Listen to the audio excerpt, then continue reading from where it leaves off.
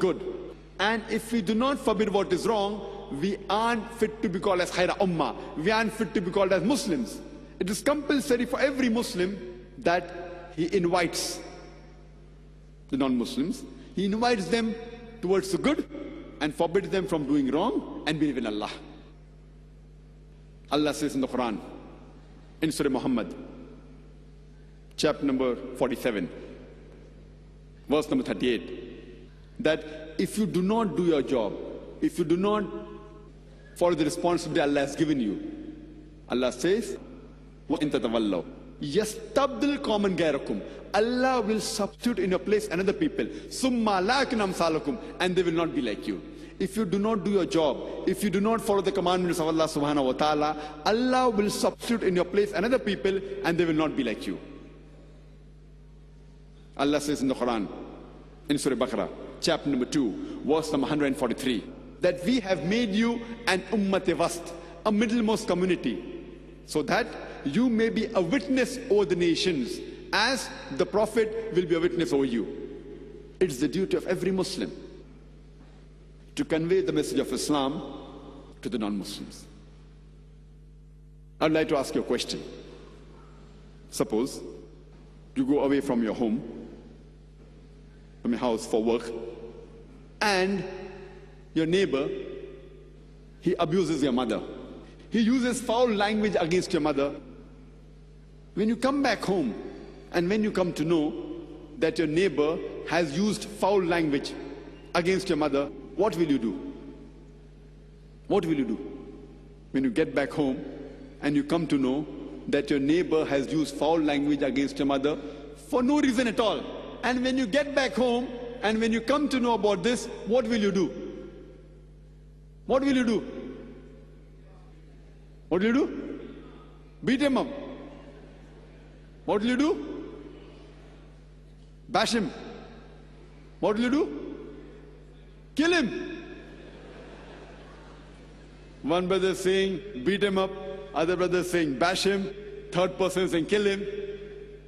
When you get back home and you come to know that your neighbor has used foul language against your mother for no rhyme or reason, someone wants to beat him up, someone wants to bash him, someone wants to kill him.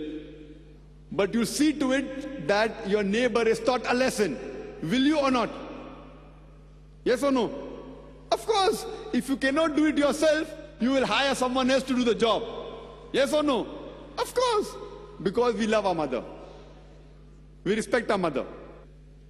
Fine? We'll see to it that we will teach that neighbor a lesson. I want to ask you a question.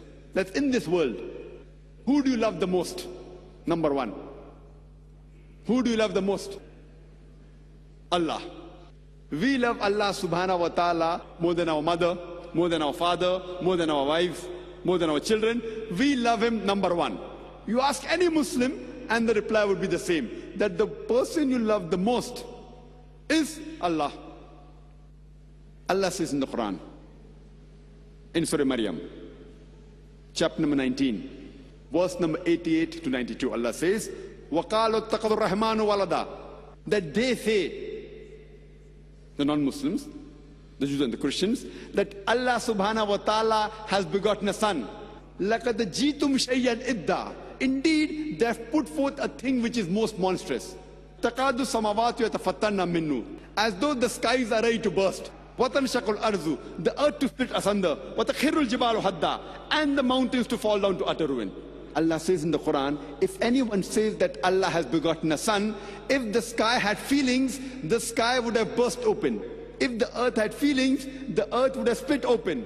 The mountains would have fallen down to utter ruin. If anyone says that Allah has begotten a son, because anyone who says that Allah has begotten a son, it is one of the most heinous things you can say about Allah subhanahu wa ta'ala.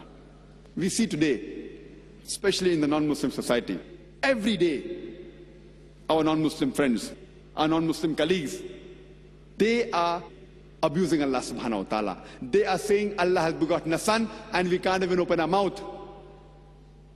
When we ask a Muslim, who do you love the most? The reply is Allah. When someone wants to abuse our mother, use foul language against a mother, you want to beat him up. You want to bash him. You want to kill him.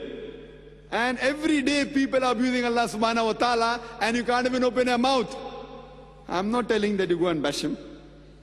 I'm not telling go and beat him. I'm not saying go and kill him. It's not allowed in Islam. You can't kill a non-Muslim because he's abusing Allah subhanahu wa ta'ala. It's not allowed. Just for that. At least open your mouth. When someone is abusing your mother, you want to beat him, you want to bash him. Every day, our non-Muslim friends, our non-Muslim colleagues, they are abusing Allah subhanahu wa ta'ala and we can't even open our mouth. Leave aside opening our mouth, we go and become party to them. Very soon, after a couple of weeks, it is going to be Christmas season. And many of us Muslims, we wish our Christian friends Merry Christmas. Leave aside correcting them, you are becoming party to them. You know, the Christians, they celebrate Christmas and they say that Jesus Christ, peace be upon him, is the Son of God. And God begot Jesus Christ, peace be upon him, Billah, on 25th of December. Leave aside correcting them, you are congratulating them, you are giving shahada that Allah subhanahu wa ta'ala, Billah, has begotten a son on the 25th of December. Leave aside correcting them, you are giving shahada. Merry Christmas means what? You are congratulating him and giving witness that Billah, Allah has begotten a son on the 25th of December. We have to open our mouth. I'm not saying go and beat them or bash them. At least open a mouth. Can't you open a mouth? Non-Muslim society, whether it's a Christian society or a Hindu society, same thing there. Their festival, which is very common from where I come, that is Ganesh Chaturthi, Ganpati. And many Muslims go to this festival.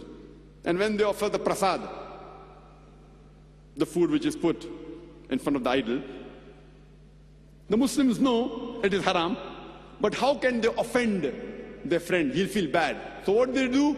They say Bismillah and have it. So tomorrow they'll say Bismillah and have pork. Day after tomorrow they'll say Bismillah and have alcohol. What's happened to the Muslim Ummah? We can't even open our mouth. Who are we afraid of? It is so easy. Believe me, to talk is so easy. Only thing you have to open your mouth. You don't have to insult him. You don't have to abuse him. Quran clearly says in Surah An'am, chapter number 6, verse number 108, revile not those, abuse not those gods worship besides Allah, lest in the ignorance they will abuse Allah subhanahu wa ta'ala. They will revile Allah subhanahu wa ta'ala. So you do not have to use foul language against them. Only thing you have to ask them simple questions. It's so easy. But we Muslims, we are afraid to open our mouth. We are afraid to do da'wah because if I open my mouth, I will lose this friendship. We are more interested in keeping friends with a non-Muslim than the friendship with Allah subhanahu wa ta'ala. And believe me, if you really speak about haqq, they will respect you. The experience that I have in my life, being in a medical college, I never had problems.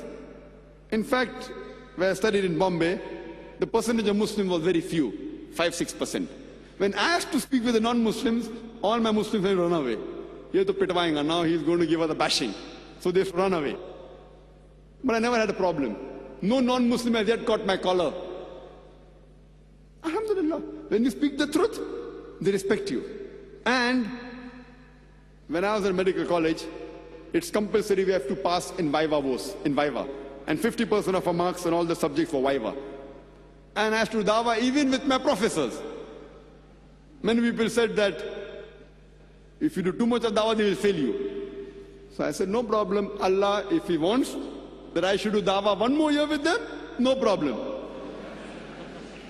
But alhamdulillah, why should we be afraid of? What should we be afraid of? We should open our mouth. But unfortunately, we Muslims, we are afraid.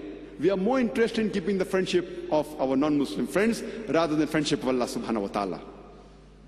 Allah says in the Quran, in Surah Baqarah, chapter number 2, verse number 120, وَلَن تَرْضَى عَنْكَ الْيَهُودُ وَلَن